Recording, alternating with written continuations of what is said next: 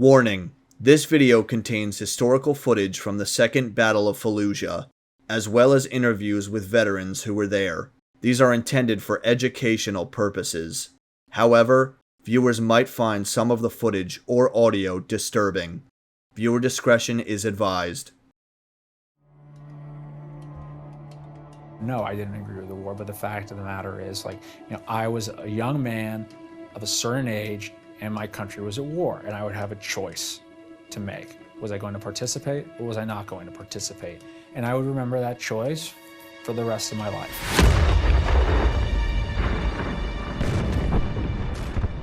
The invasion of Iraq brought Saddam Hussein's brutal regime to a swift end. What followed was a storm of chaos, out of which an insurgency was born. There were Iraqis, of course, in the insurgency, but there was a lot of foreigners coming from all over the Arab world, even from other non-Arab countries, even from the United States, from France, Europe. Among those vying for power, one Jordanian man stood out. His name was Abu Musab al-Zarqawi. Al-Zarqawi is a product of the Jordanian prison system, who had a dream of establishing a new caliphate, and he was bound and determined to do it. After America disbanded the Iraqi army, Zarqawi built one of his own, drawing thousands of fighters from inside and outside Iraq. The violence that Zarqawi preached was so appealing that people would come from all over the world do the most horrendous and brutal things to people. It was a daily scene when you go out and see bodies dumped in trash. They tied the kids into rocks and they threw them in the river. They cut their heads. It was horrible. You're either with them or you're against them. If you're not with them, or if you don't financially support them, you're dead by all means. Zarqawi called his group Al-Qaeda in Iraq. Today we know them as ISIS.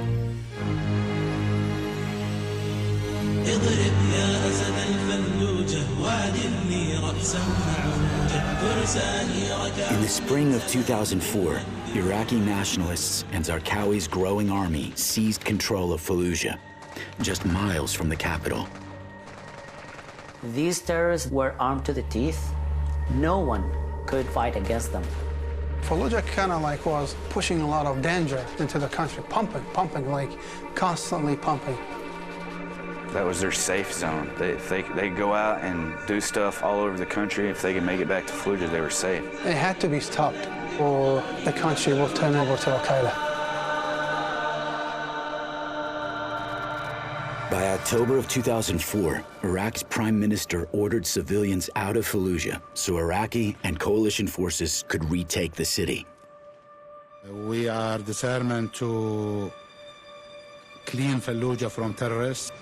90% of the population left the city, while thousands of insurgents turned it into a fortress. Early on November 9th, American and Iraqi troops entered Fallujah side by side. The next 6 days would be among the bloodiest in half a century.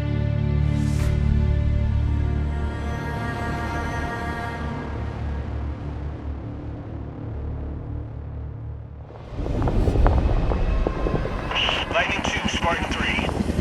Iron Mountain Convoy needs your birds for support. Negative, Spartan 3. We are taking RPG fire from a building inside your sector. Copy that.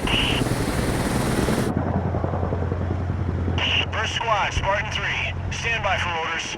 Got a lot of rocket fire coming from a house in your sector. Go check it out. Over. Understood, Spartan 3. Sounds like these assholes are harassing our birds. Go to clear them out.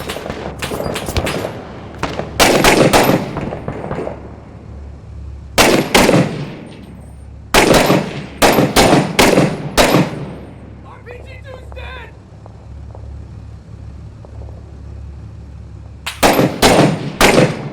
Another moon's down!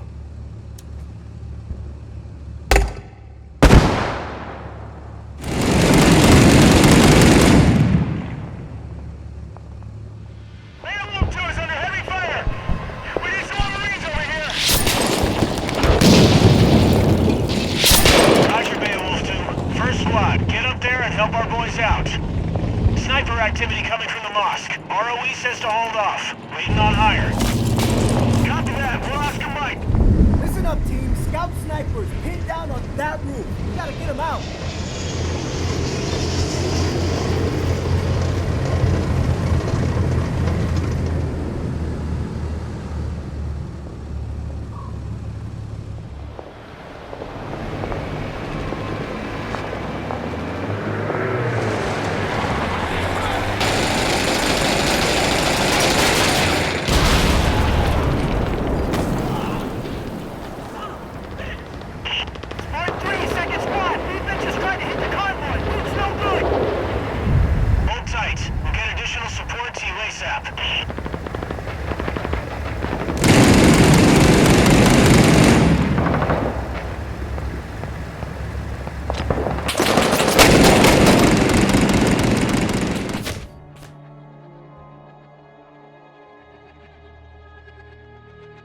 It was real for us very quickly. We had a, KIA Marine within 5 minutes. That city was 100% controlled by insurgency. We would find a head in the street, and there was no body. And we would find a body, and there was no head.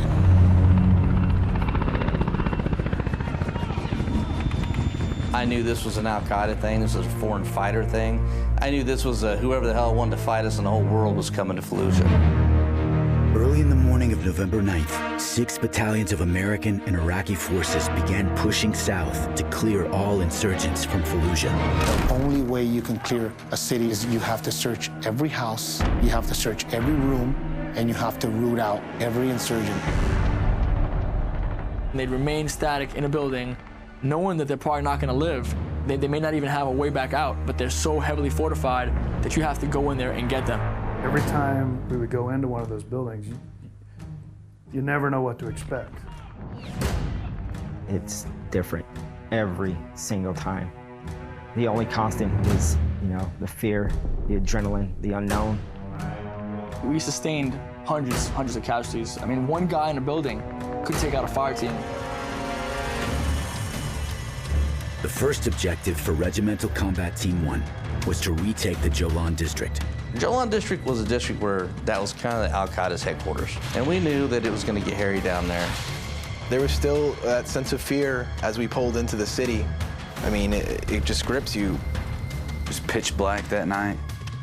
Pitch black, because they did the attack on no moon, no illumination at all. You could hear them from the mosque shouting to each other, let them come in, never run, never show them that you're afraid. It's tough fighting an enemy that's not afraid to die.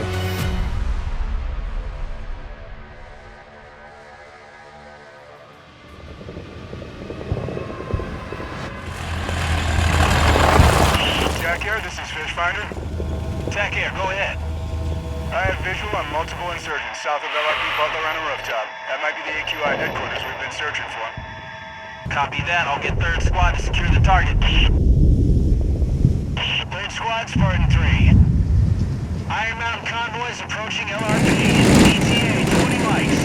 Clear and hold that AQI headquarters until convoy arrives with resupply.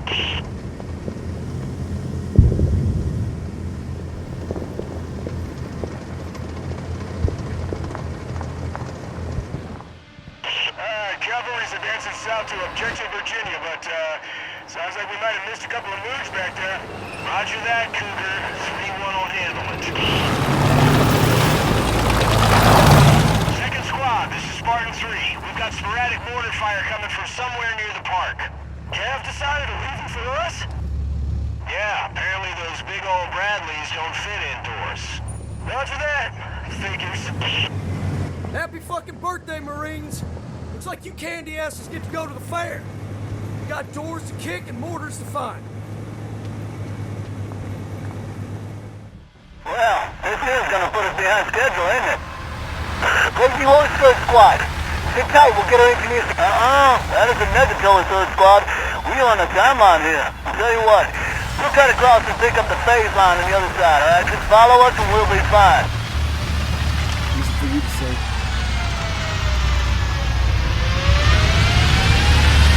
All right, Marines, new plan. Dickhead's taking a detour.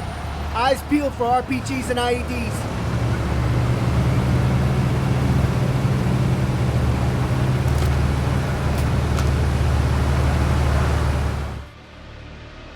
Spartan 3, this is Crazy Horse. Streets are clear, but still got some activity in houses near Objective Virginia. Copy, Crazy Horse. We'll get 1st Squad to check it out. 1st Squad, Spartan 3. Crazy Horse is seeing squirters scrambling around the Sheik's house, west of the park. That big-ass house? Affirmative. Punch them in the mouth and see how they take it. Over. Copy that, Spartan 3. All right, dumbasses. Cav's got Mooj all bottled up and they want us to go finish the job. Let's move!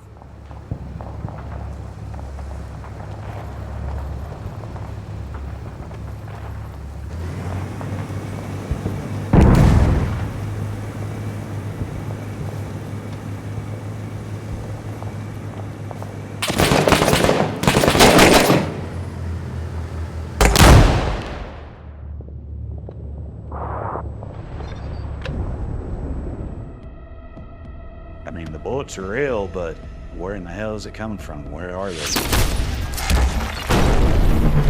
Hearing them whiz by your head, it hiss and a pop, and it's coming at you from all directions. It's just like fighting ghosts.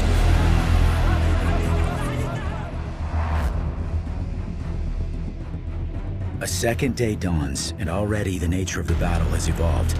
As Marines and soldiers from RCT-1 move south towards Jolan Park, the fight changes from a direct frontal assault to a chaotic kinetic battlefield, where Marines could find themselves surrounded at any time. If you could see each other clearly, you'd kill each other. But even in a high-intensity firefight, it's a game of cat and mouse.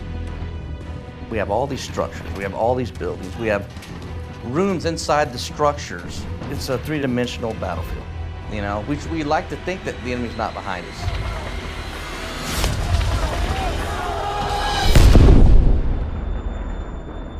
And in the narrow maze-like streets of Fallujah, tanks and armor become vulnerable to ambush. This is their turf. They knew which ways we had to go. They were funneling us in certain directions. Insurgents can wait inside for the tanks to get close and then attack by surprise. There's only one option now, which is to send in Marines to clear that house out room by room and fight it out room by room, which is exactly what the insurgents wanted.